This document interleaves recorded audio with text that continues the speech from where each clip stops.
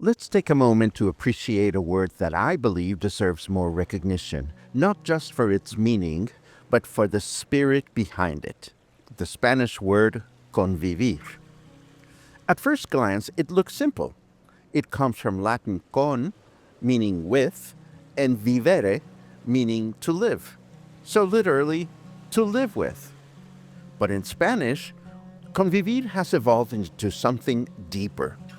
It's not just about physically living under the same roof. It's not about contracts or shared bills. It's about the act of spending time together with intention, or sharing space and presence in a way that creates connection. You don't have to say much. You don't even have to say anything at all. Two people sitting on a park bench watching the sunset, that's convivir. Neighbors gathering to share food, music, or stories, that's convivir. A workshop, a street party, a Sunday lunch, or a quiet afternoon with a friend. All these are forms of convivencia. And what's beautiful about it is that convivir always implies growth, not productivity, not hustle, not even a goal, but a kind of gentle enrichment that happens when we allow ourselves to simply be with others, to listen, to observe, to share. We may not walk away with anything tangible, but we walk away with something very real. In English, we have phrases like spending time together, hanging out, or bonding, but none of them quite match the spirit of convivir. Those terms feel casual, even transactional at times. Convivir carries a quiet sense of purpose, a softness, a rootedness in community and mutual care. It's also a word that feels deeply Latin American to me.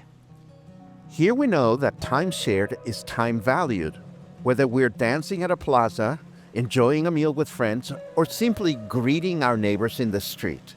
The unspoken invitation to convivir is everywhere. And the beauty is, you don't need to live together to convivir. You just need to be present. So maybe the next time you find yourself in good company, even for a moment, you'll think of this word.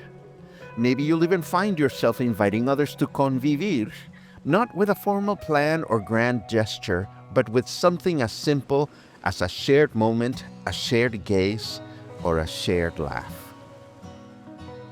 Because at its core, convivir reminds us that life is best lived with others, with kindness, with openness.